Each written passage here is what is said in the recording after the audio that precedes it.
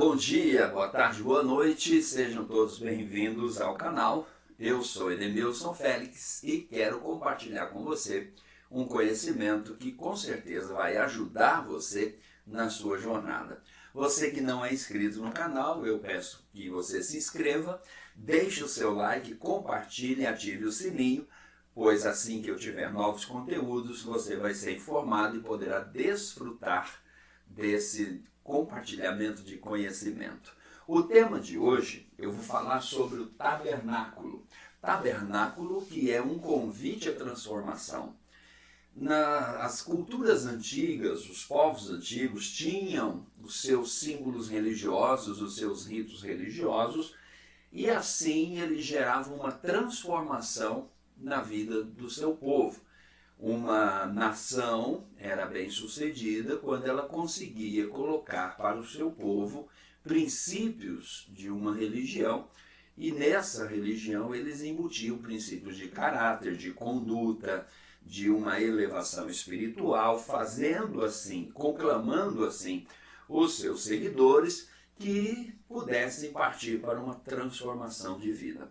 No nosso assunto de hoje, o tabernáculo, faz parte da cultura judaica nos dias de Moisés. A descrição do tabernáculo se encontra no Êxodo capítulo 25, onde a partir dali mostra quais eram as dimensões, os materiais, as pedras preciosas, enfim, todo o utensílio que se usaria no tabernáculo.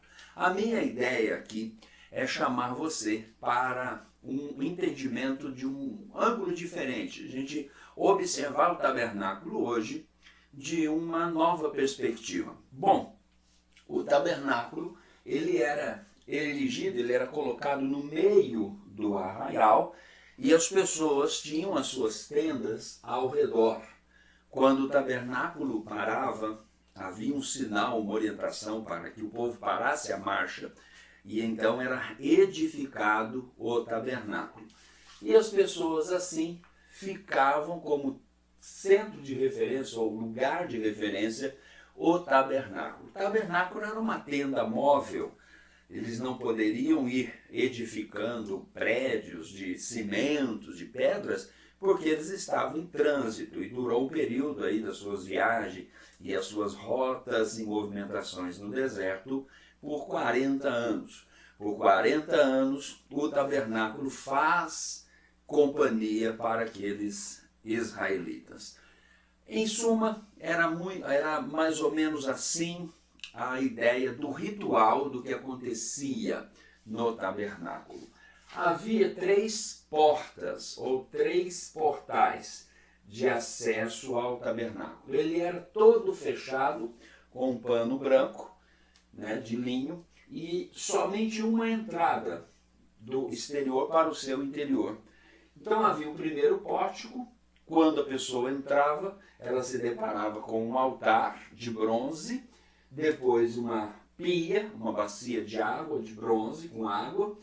Lá dentro tinha mais 2 repartições, e havia um segundo portal, uma segunda entrada, que dava acesso a um ambiente que tinha um candelabro, um altar de incenso e a mesa dos pães. E dentro desse segundo ambiente havia ainda um terceiro portal que dava acesso a uma terceira repartição, e lá tinha a Arca da Aliança, como ela foi descrita a partir de Êxodo 25, você pode estudar. O que eu quero te falar um pouco hoje sobre o tabernáculo e por que desse título, que ele é um convite à transformação. Conta-se que havia um certo judeu por nome de Eli, e ele casado com sua esposa Débora, com 3 filhos. E como o povo vivia e tinha o seu cotidiano em torno do tabernáculo, aqui representa a vida cotidiana, o dia a dia, as coisas por fazer, negócios por resolver. Esse homem, ele tinha algumas coisas dentro dele que ele queria demais uma transformação, uma mudança, passar por uma outra perspectiva da vida. E quando o judeu ia, o israelita entrava no tabernáculo, ele não podia entrar de mãos vazias. Ele tinha que levar um cordeiro, um animal, para oferecer em sacrifício. Mas esse animal não era um animal selvagem, era um animal que ele havia criado com tanto carinho, com tanto cuidado, que ele observava, não podia ter defeito, não podia ter problemas, e esse animal seria usado como a moeda do sacrifício, ou o ingresso para dentro desse tabernáculo. Então conta-se que esse homem chamado Eli, já com uma certa idade, uma idade madura, ele resolve transformar sua vida. Ele já não aguentava mais coisas externas e internas que ele trazia dentro de si. Ele chama sua esposa e fala, olha, eu vou lá no tabernáculo. Ele abraça sua esposa, dá um beijo, abraça seus filhos e pega o seu cordeiro. Pega o seu cordeirinho que ele havia criado com tanto apreço, com tanto cuidado. E saem e adentram para o tabernáculo, adentro do tabernáculo. Quando eles passavam esse primeiro portal, havia uma distinção de ambiente. Era como se eu deixo o cotidiano para trás e vou entrar em uma nova dimensão, num novo estágio, num novo momento, numa novidade para a minha vida. E esse homem, ele entrou para dentro do tabernáculo nessa perspectiva. Existem coisas na minha vida, existem coisas em mim que não estão de acordo, coisas que eu estou percebendo e eu preciso mudar. E ele vai levar o seu sacrifício. Quando ele entra no tabernáculo, quando ele adentra aquele primeiro espaço, que era conhecido e chamado como átrio, ele encontra um Levi, todo pronto, os levitas, um levita da tribo de Levi, de Simeão, veio recebê-lo, identificar o que ele queria, e ali, naquele pátio externo, tinha alguns sacerdotes que oficiavam ali especificamente. Era um dia especial, era um dia que não era como os outros dias. Esse dia tinha de algo especial que eu já vou te falar nesse momento. Ele chega ao levita e diz, olha, eu trouxe o sacrifício, esse é o cordeiro que eu criei. Ele de alguma forma tinha uma relação com aquele animal. Esse sacrifício exigia algo de importante, algo que tinha uma relação, por isso não era um animal selvagem, era um animal doméstico, onde que se brincava com ele, possivelmente Eli já tinha dado até um nome a esse animal. E o levita o conduz ao departamento, à área, ao local específico, quando se começaria o sacrifício. Ele chega ali, é apresentado ao sacerdote que o acompanharia naquele ritual. Eles conversam, ele expõe o que ele precisava, ele expõe o seu motivo de estar ali. E era comum, naqueles dias, pegar o animal e pôr as duas mãos sobre o animal. E ali, quando punha as duas mãos, aquela pessoa ia falar sobre o que ela precisava mudar da vida dele.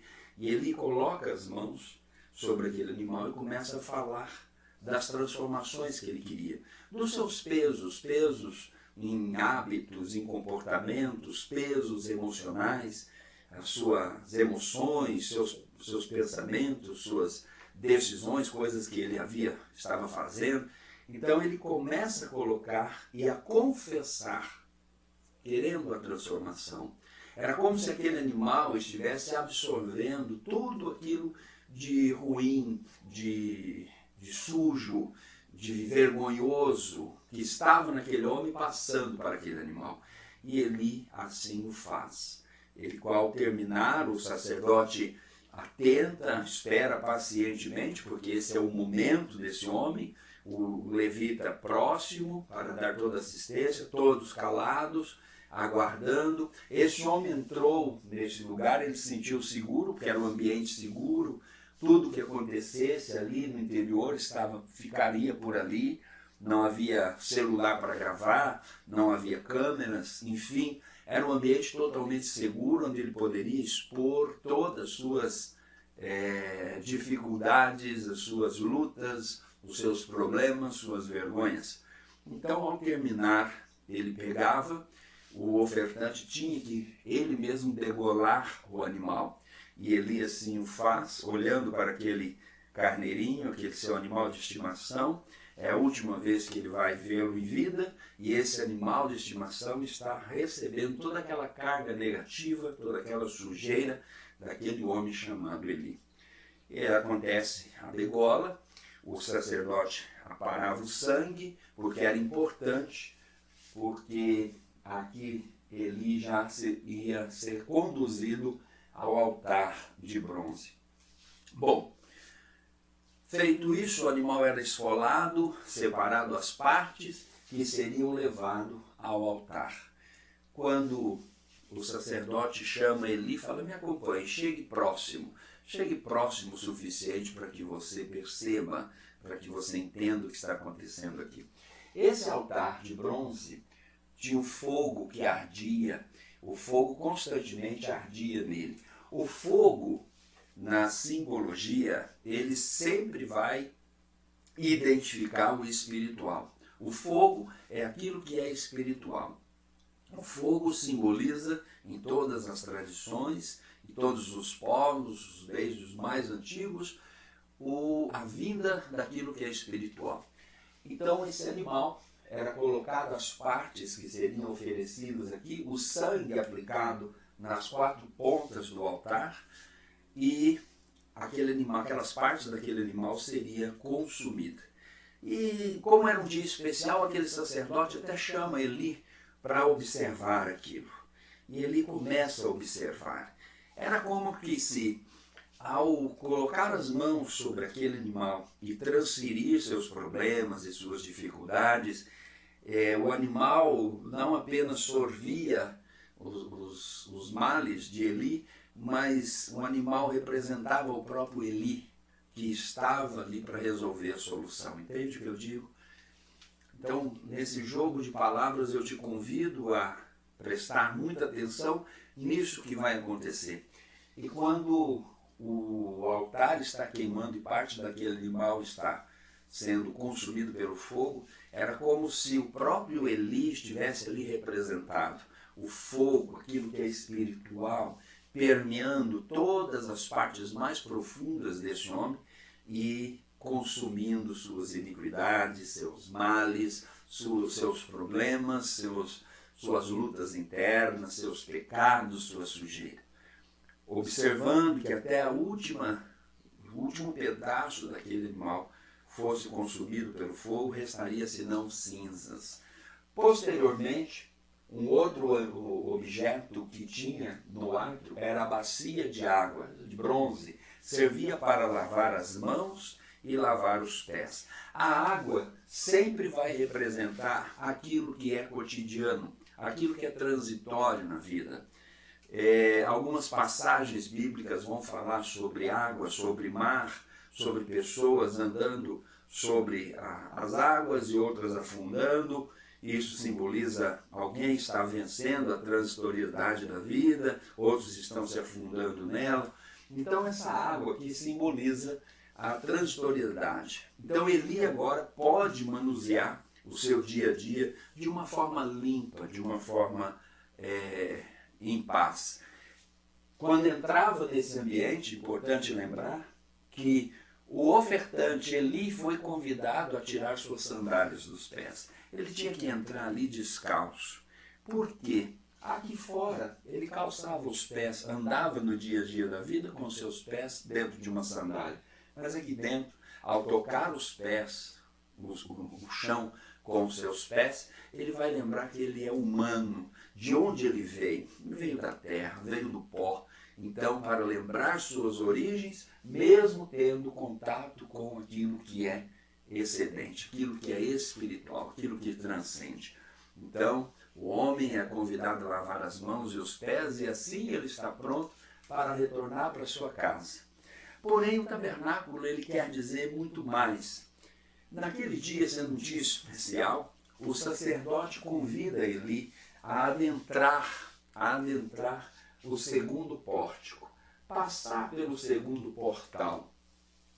E o alerta, Eli, quando você passar esse segundo portal, coisas mais profundas, coisas mais poderosas irão acontecer na sua vida. A decisão é sua. Você pode ficar aqui no átrio. Você pode ter resolvido suas coisas aqui no átrio. Numa perspectiva, esse ambiente primeiro que ele está, representa o corpo. O corpo, esse ambiente representa o corpo e suas atividades, suas coisas por resolver, o ir, o vir, relacionar com as pessoas. Enfim, ele estava querendo resolver suas coisas, porém, há uma sede interna, algo mais profundo dentro dele falava sobre uma transformação, algo a mais, um passo a mais de ousadia. E aquele dia era a oportunidade, porque era um dia especial. Então Eli, prontamente, acompanhado do sacerdote, ele aceita o desafio e ele vai passar pelo segundo pórtico, ou segundo portal. Entrar no segundo portal significa deixar o primeiro ambiente, o primeiro estágio para trás, onde as coisas já aconteceram. Quando ele resolveu entrar aqui no primeiro portal, passar pela primeira porta, ele resolve deixar as coisas cotidianas para trás e começa a entrar num novo estágio. Agora, dentro desse novo convite, ele vai entrar no segundo pórtico. Para sua surpresa, ele nunca tinha estado ali, é a primeira vez, e ele entra. Quando ele entra nesse segundo ambiente, que era conhecido como Santo Lugar, e representa a alma humana, ele observou à sua esquerda, tinha um menorá, um castiçal de 7 hastes, todo de ouro, grande, alto, imponente, com suas lâmpadas acesas.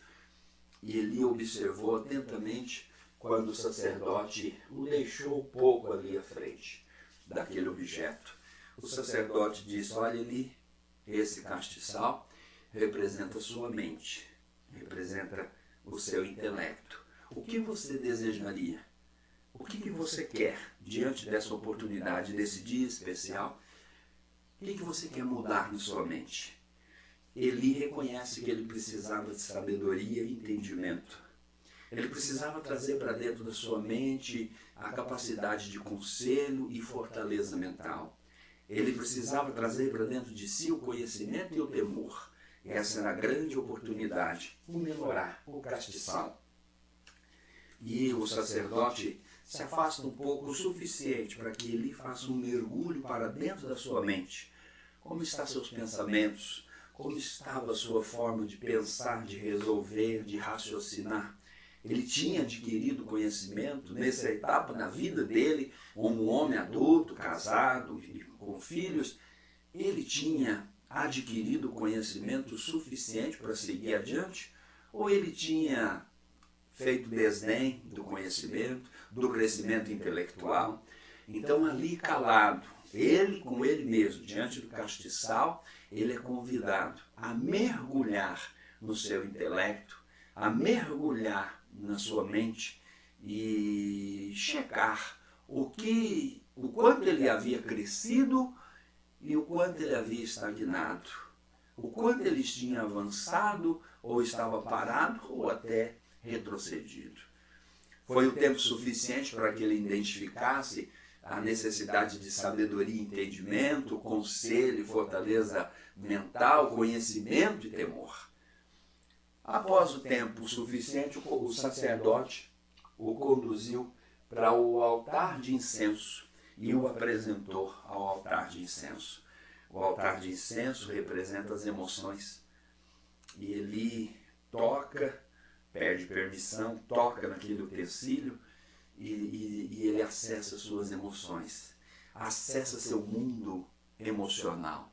Como está seu mundo emocional? Novamente, o sacerdote, depois de apresentar o altar do incenso e falar isso aqui tem a ver com seu mundo emocional, se afasta, gentilmente, suavemente, deixando ele parado diante das suas emoções. Como estão os meus sentimentos? O que eu sinto? Quais suas origens? Agora há pouco eu resolvi algumas coisas da minha mente, mas e as minhas emoções? O meu mundo emocional está me ajudando ou me atrapalhando?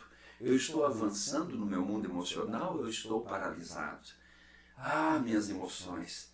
Eu quero saber sobre as minhas emoções primárias. Ah, eu quero saber sobre a alegria e a tristeza. Eu quero saber sobre a raiva e o nojo. Eu quero saber sobre o medo.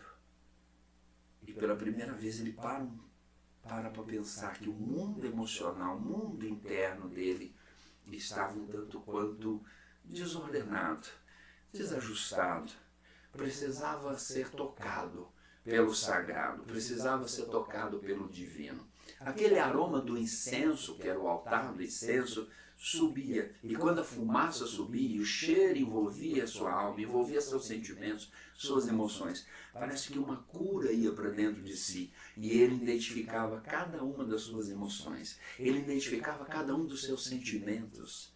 E ali ele pôde abandonar a raiva, o ódio, a vingança. Ele pôde abandonar o desejo da ira. Ele pôde ir deixando diante daquele altar como um aroma suave, as melhores emoções. Ele começa a manifestar ali suas melhores emoções. Foi o tempo suficiente, porque aquele dia era um dia especial. E o sacerdote o conduz ao terceiro utensílio dentro do santo lugar, que representa a alma. E esse terceiro utensílio era a mesa dos pães. A mesa dos pães, os pães frescos, todo dia se trocavam esses pães. E ele não sabia mais ou menos como identificar o que aquele imóvel, aquele utensílio representava, o que ele queria dizer. Tudo bem, o castiçal que está ali, eu percebi, entendi que a minha mente, eu preciso ter força no meu intelecto, minha mente ser clara. O altar do incenso é meu mundo emocional. E esses pães, o sacerdote o diz agradavelmente, como um professor instrui seu aluno, ele diz assim: aí você está diante das suas vontades. E se afasta. Quando ele percebe que ele está diante da mesa dos pães da preposição, que simboliza a vontade, ele começa a mergulhar dentro de si e buscar a vontade. A vontade é a força que vem e leva o ser humano a desejar viver a vida. A vontade é a força interna, a manifestação da força interna do homem e da mulher que leva à realização de grandes coisas. Ele começa a se conectar com as suas vontades e ele começa a resgatar novamente a sua força interna de realização. Muitas pessoas, ele lembra que muitas pessoas têm um intelecto saudável, têm uma emocional saudável, têm um corpo físico saudável, mas a vontade não está presente. Ainda que tenha essas três áreas tão alinhadas, a vontade é ausente. Então Eli, diante da mesa do pão da preposição, que simboliza a vontade, ele começa a resgatar novamente a vontade de realização, a vontade de conquista, a vontade de ser diferente, a vontade de realizar coisas novas, a vontade de ir além. E isso vem como uma energia dentro dele, como um pão fresco do qual ele se alimenta. E ele se alimenta da vontade, ele se alimenta da vontade, da determinação de avançar. O sacerdote interrompe um momento e fala: olha, Eli, vontade não é desejo, e desejo não é vontade. E depois dele falar, ele entendeu que muitas vezes na sua vida ele tinha apenas desejo. Ele sonhava desejando coisas, mas a vontade da realização não estava presente. E ali era um ótimo momento para ele separar o desejo da vontade e ele se alimentar da força revigoradora e alimentar sua vontade. Bom, passa o tempo suficiente para que ele pudesse restaurar sua alma. O sacerdote o convida mais uma vez. E aí, você deseja dar um passo adiante? Você já passou por 2 portais, você já progrediu, você já tratou com seus comportamentos, você já se limpou daquelas coisas, das suas atitudes, você veio para a sua alma, você cuidou da sua mente, cuidou das suas emoções, alinhou. Agora você colocou a vontade na direção certa, mas ainda você precisa se sentir desafiado a passar pelo terceiro pórtico. Ele fala assim, eu quero passar por esse terceiro portal. Nesse momento, o sacerdote olha e aproxima um sumo sacerdote, que gentilmente o cumprimenta, se apresenta e diz a ele, então vamos lá, porque aqui ele precisava de uma nova investidura, ele precisava entender que para adentrar essa parte, terceira parte, é adentrar com o sumo sacerdote, o grão sacerdote. E o sumo sacerdote disse, olha, eu vou te acompanhar até a porta. Você aí para dentro terá que ir sozinho. E você vai ter que ser sacerdote de você mesmo, sumo sacerdote da sua vida. Ele está prestes a adentrar a terceira parte, que era conhecida como Santos do Santo, e representa o espírito humano. Ele hesita um pouco, pensa em tudo que aconteceu ali na vida dele até o momento, mas ele sente uma euforia, algo dentro dele, uma vontade de continuar, uma vontade de progredir. E ele passa para a terceira porta. Quando ele passa a terceira porta, tem um aroma de incenso, uma nuvem maravilhosa lá dentro. Ele vê uma arca bonita, dourada, com propiciatório, uma tampa, os dois querubins. Ele se aproxima um pouco, meio receoso, meio temeroso, num momento de medo, mas daqui a pouco ele lembra, né, não temas, porque eu te ajudo. Ele começa a lembrar que no amor não há medo, e ele se aproxima da arca. Ali está a arca da aliança. Ele olha para um lado, não existe luz artificial, como no ambiente anterior, tinha o castiçal. Cadê? Não tem luz, mas a luz está aqui, todo lugar está luminoso, porque ele acessou a parte espiritual. E a parte espiritual, Deus é luz. E a parte espiritual, na sua luz veremos a luz. E a parte espiritual lança luz nas minhas trevas. Ele não precisa de uma luz artificial, porque ele está acessando a parte espiritual. Ele gentilmente pega a tampa do propiciatório e coloca do lado, remove os querubins ali, coloca do lado e ele olha para dentro da arca. Quando ele olha para dentro da arca, ele vê três elementos. Ele vê o maná, ele vê a vara e ele vê as tábuas da lei. E ele começa a observar e pensar, ele para por um momento e fala, que objetos são esses? O que eles representam? E de repente uma voz interna dentro dele, uma voz mansa, como de um cicio suave, tranquilo, fala, sabe ali, o maná representa a verdade. O maná representa a verdade da qual você tem que se alimentar todos os dias da sua vida. E ele se lembra, no mais íntimo do seu ser, todas as vezes, ocasiões, circunstâncias e momentos onde ele não se alimentou da verdade e os problemas que ele teve. Então, ele faz um pacto com ele mesmo ali, de a partir daquele momento em diante, ele se alimentar da verdade. Ele olha para o segundo objeto e ele vê a vara. A vara de amendoeira que, separado da planta, colocada sobre um espaço, ela deu flor e fruto. E ele olha, acha curioso, e a mesma voz o instrui. Eli, essa vara representa a vida, a sua existência, a sua jornada, a excelência do ser humano, a vida, o brilho, a luz, a força, a glória, a Shekinah. Essa vara representa a vida. E ele para e reflete olhando para aquele objeto e lembra todas as vezes que ele não viveu, todas as vezes que ele esqueceu de viver, todas as vezes que ele apenas vegetou, todas as vezes que apenas seguiu a multidão, todas as vezes que ele apenas deixou passar, mas não viveu. E ele faz um pacto com ele mesmo a partir daquele dia que ele ia viver diferente, que ele ia administrar, encarar sua vida sob uma nova perspectiva. Ainda faltava um terceiro elemento. E ele olha, curioso também, para as tábuas da lei. E ele, tentando decifrar o que significa aquilo, porque agora ele já havia decifrado, ensinado a ele sobre o maná, que é a verdade, sobre a vara, que é a vida, e as tábuas da lei. A mesma voz diz, essas tábuas, das leis, essas leis universais, é o caminho. É o caminho que você deve seguir. Representa o caminho que você deve trilhar. Representa o caminho que você deve abraçar e caminhar cada parte dele.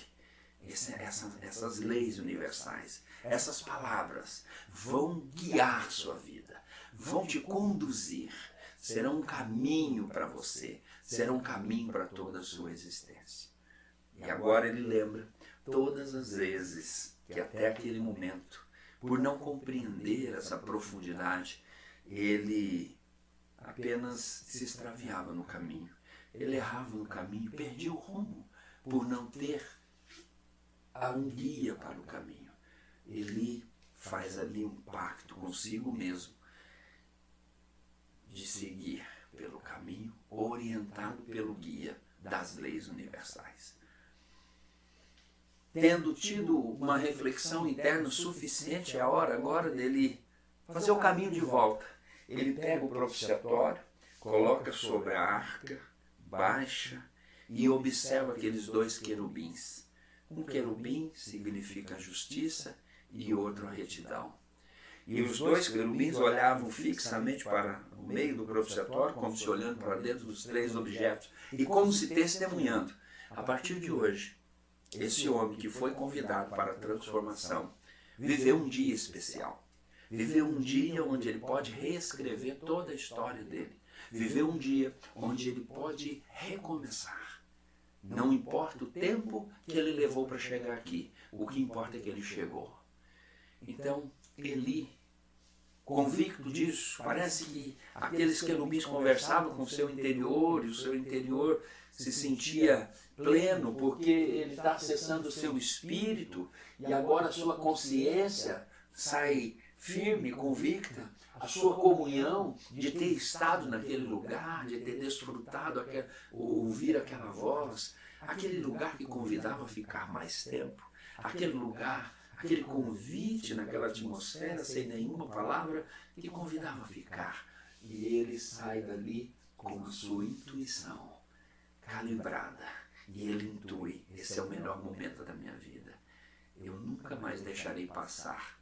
Eu nunca mais voltarei a ser aquele homem lá atrás, num dia de ontem, algumas horas atrás. E ele começa ali mesmo a agradecer ao Criador. Ele agradece por esse dia especial na vida dele. E ele, respeitosamente, sem ninguém presente ali fisicamente, ele se despede daquele lugar, saindo respeitosamente de frente. Ele atravessa o terceiro pórtico e encontra, aguardando, com um olhar sereno, um olhar sorriso nos lábios, um olhar amigo, o sumo sacerdote. Do lado do sumo sacerdote está o sacerdote, e do lado do sacerdote está o levita, e os três estão olhando para ele, como se estendendo a mão, falando: bem-vindo, bem-vindo a esse dia especial, bem-vindo a esse dia de transformação, porque hoje, a partir de hoje, você se torna sumo sacerdote da sua vida, da sua existência, sacerdote da sua vida, da sua existência, e o levita da sua vida e da sua existência. E ele faz uma integração desses três papéis em si. E ele agradece por eles terem sido o guia que os conduziu, o guia que os ajudou, o guia, o mentor, os mentores que o acolheu, que tiveram a paciência, tiveram o carinho, tiveram a expertise de conduzi-lo. Ele os abraça, agradece, pois agora é hora de voltar. E ele vai voltando e passando pelos ambientes até sair de volta pelo primeiro pórtico, o qual ele havia entrado. Só que quando faz essa viagem de volta, ele tem um novo brilho no olhar. O sorriso está nos seus lábios. A força está nele. A sua vida parece irradiar, brilhar. E as primeiras pessoas que ele quer ver é abraçar a sua família. Então ele sai dali, num dia especial, num dia de transformação.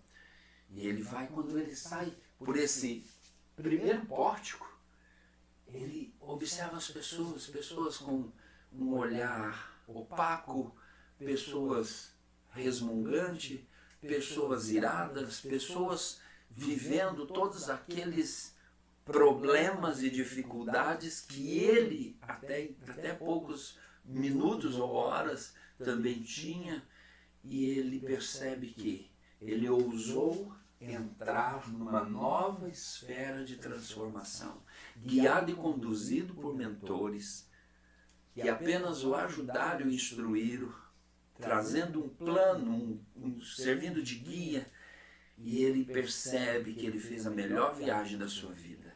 Ele aceitou o melhor convite da sua vida. Ele viveu um dia especial.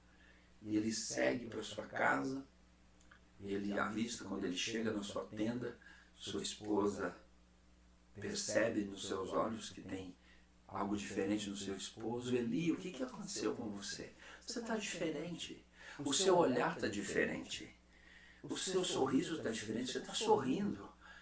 Já sua pele brilha. Seu rosto brilha. Você tem uma doçura em você. Suas palavras estão diferentes. E ele abraça sua esposa, abraça seus filhos, e ali faz um pacto, juntamente com eles, de viver uma nova vida a partir daquele dia, a partir daquele momento. Porque ele viveu um dia especial. Um dia especial na vida desse homem fez toda a diferença em sua existência. E eles foram felizes para sempre. Muito obrigado por você ter chegado até aqui. Que Deus te abençoe. Deixe seu like, curta seu comentário, seu joinha. Se você precisar entrar em contato comigo, logo abaixo tem meu telefone. Um grande abraço, um bom dia, uma boa tarde e uma boa noite. Deus te abençoe e viva um dia especial. Tchau.